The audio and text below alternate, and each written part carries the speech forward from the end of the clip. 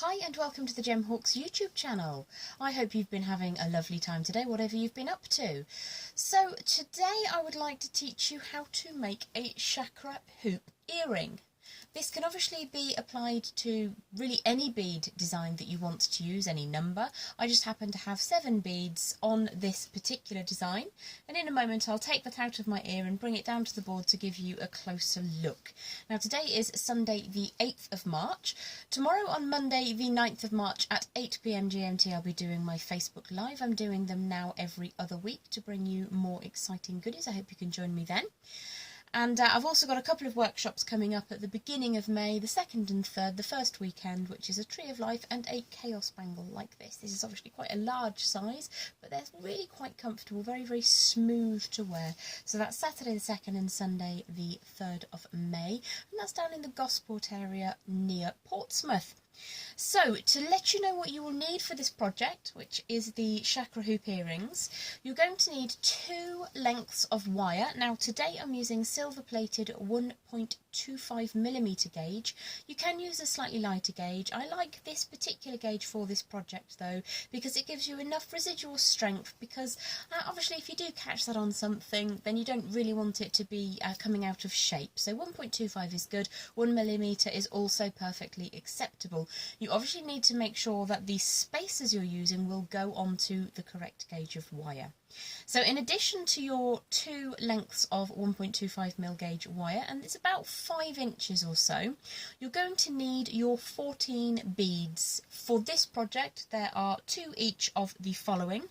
I have garnet, orange aventurine, citrine, a faceted green onyx, a lovely blue lapis lazuli, an iolite and an amethyst. Obviously you can use whichever ones you want, but for this particular project I thought the chakra colours would be nice. As well as those, you're going to need 16 spacers. I'll show you again in a minute. I've used star spacers on the hoop, and then 2 ribbed spacers on the upright segment of the earring, and I'll show you all about how to do that and assemble it as we go through. You're also going to need 14 relatively short, lightweight headpins in a colour that matches your chosen wire. So I'm just going to whip this out and bring it down to the board and give you a closer look now. So I'm just going to let that sit down on the board and bring that to your attention. So you can see that we've got the hoop in the centre, which is made of the 1.25mm gauge wire, and I've added some nice star spacers, but they don't have to be. As long as they go on your wire, it doesn't really matter. And then you've got those beads scooping around the edge there, and then I've added another spacer bead just in at the top before the ear wire, just for a little bit of decoration. In this instance I've used a little sort of ribbed or rippled design, however you prefer to know it, and that's what the little star spacers look like. So I'm going to show you how to create the pair to this earring. I'm just going to pop it up to the side. Hopefully you'll still be able to see that. I allow that to sit just up here. So the first thing I'm going to do is show you how to make the main form of the wire. So I'm going to be using my ring mandrel for this. I have a lovely wooden ring mandrel, but any round form will do as long as it has enough residual strength. So for instance a nail varnish pot is quite a good size for this, or the lid of a hand lotion, something like that.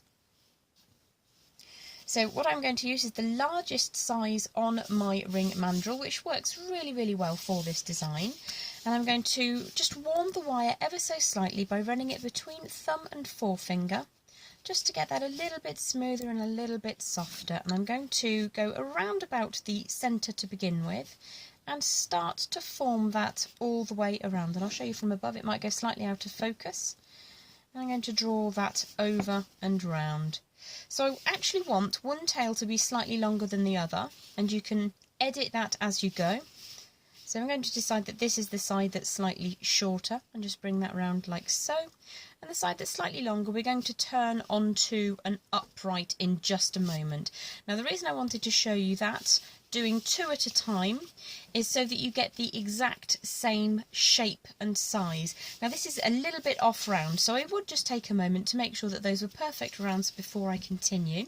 But I did make one earlier and start assembling the piece before the video began running. So if you just take a moment to make sure that those are exactly round, you can give that, you could either hammer it with a hide head or a faux hide head or a plastic mallet, just to make sure that those are indeed perfectly round to your specification.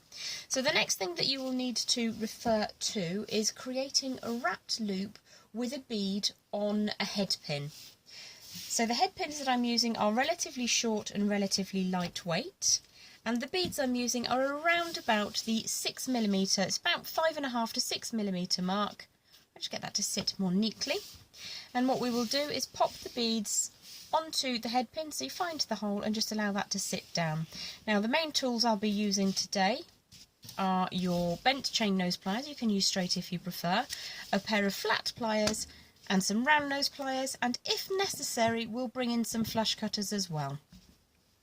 So these are fairly standard tools. I have got a video on this channel all about the basic tools that you would be well advised to grab hold of if you are looking to continue your wire work journey.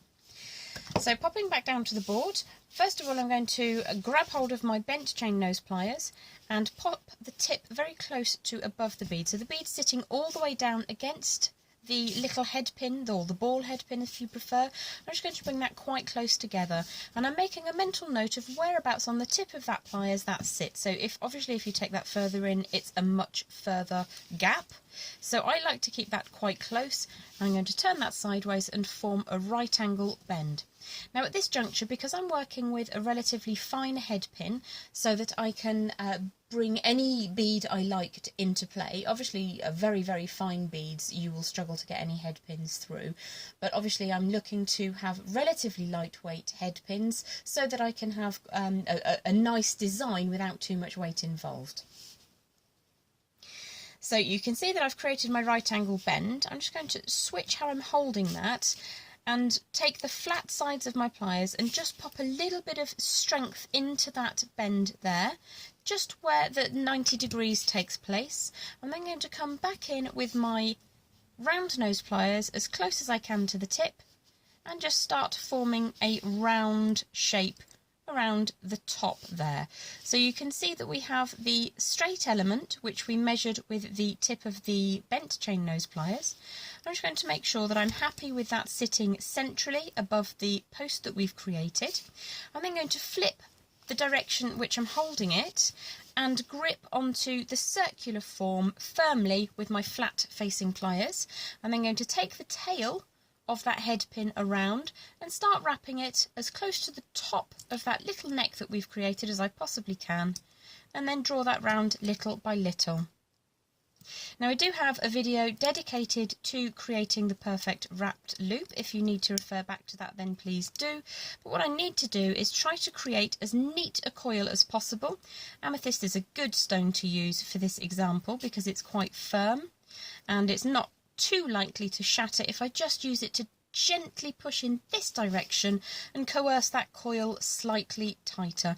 Now if you can get the same number of coils on each of those beads, perfect, because it will add an air of symmetry or perfection to your designs, but I wouldn't overly worry.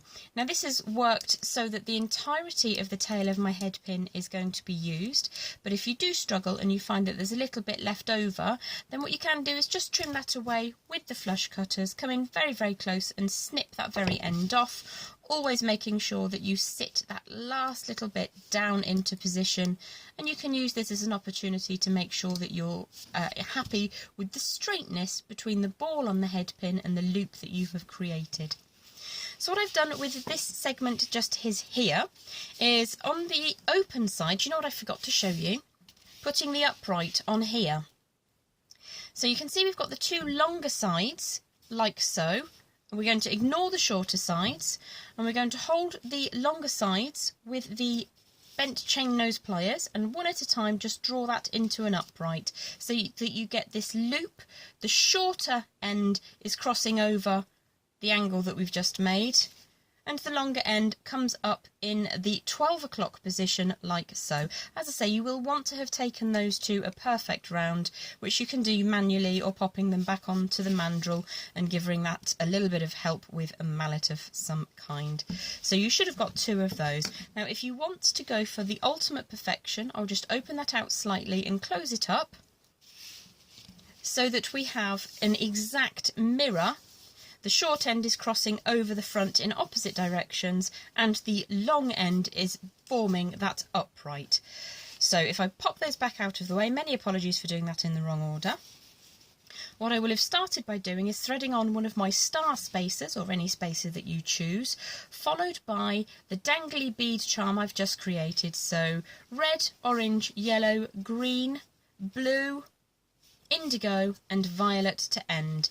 So it's just one piece at a time, beginning with a spacer bead like so, if you imagine that was the first one, and then adding on one of the charms like so, all the way around until you finish up with another spacer bead. And as I say, you do need to check those spacer beads that they will fit on the wire before you begin the project, otherwise you may not be able to complete it the way you want to. So back down to the board, I'm just going to have a look at that and see if it looks like a mirror image, and that's looking pretty good at the moment. So you can see we've got the short end sitting over the front of the design. I'll just pop this up out of the way for a second. What I want to do is to wrap the shorter end. I flipped it over so it's sitting underneath so that I can grip it like so. So I'm gripping hold of the point on the shorter side which passes at this juncture, the 90-degree juncture. I'm going to start a bend coming round. Now this is 1.25, so it's quite stern stuff. So I'm just going to pull that around by the nature of my hands rather than using pliers, so I know that I can keep this in the same size. So if I just hold those up, you can see that they match, or they match close enough to be worn on opposite earlobes. So I'm just going to give that a bit of a squeeze to make sure it sits exactly how I want it to, before gripping that tightly and taking the tail all the way around. And I would be at pains here to make sure that they look the same. So from this front side, I can see that I've got 1.5 coils going round. So this will need to be the front side. So I've got 1.5 around here. So I'm just going to take that all the way around and show you what I mean. These now look symmetrically identical. So if I flip the design over, I can trim away the excess just here with the flush cutters, and then take the bent chain nose or any flat pliers and just give that a squish down so that it sits neatly. You can always give that a bit of a circular motion just to chamfer that end so it's smooth. Before we then add our rippled spacer, you could, if you wanted to, reuse the same spacer bead you've used. It would look really quite pretty. And then we're going to come in and create a loop at the top. Now I'm keen to create a sense of symmetry with these.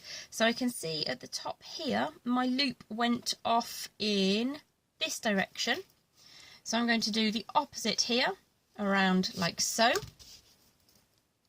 And then create another wrapped loop at the top. It's quite stern stuff, this wire. Take that tail all the way around. You don't have to have a large loop at the top. I'm just going to give that a bit of a squash down and bring that tail all the way around. It does get quite tough, so I'm just going to swap hands, hold the loop with my non-dominant hand, and then bring that tail all the way around using my pliers. And if you look closely, you can see that I'm actually using the plier against the wire rather than putting it on the design to give me better leverage to get the plier to do what I want it to do. Sorry, to get the end of the wire to do what I want to do. So I'm going to take this all the way around the back. I need to trim just a very small amount off this wire now, like so, just maybe 1 millimetre. I put that against my skin so that it doesn't ping off into my eye, and then it can go in the scrap pot. And then I'll just take a moment or two to smooth that down at the back and bring this back up to true. So if I just get this to sit down on the board for a moment, you can see that these are looking relatively symmetrically opposite. So the next thing that I will need to do is just open up the base of my ready-made silver-plated copper ear wire finding. So these are really quite simple. They have a loop at the bottom, and I'm just going to open this exactly as you would a jump ring, sideways, like so. And this is the face that we're going to be looking at it. So you need to make sure that that's the face you're presenting. And then you can open and close these a couple of times, so it's not the world's largest drama if you do get that wrong.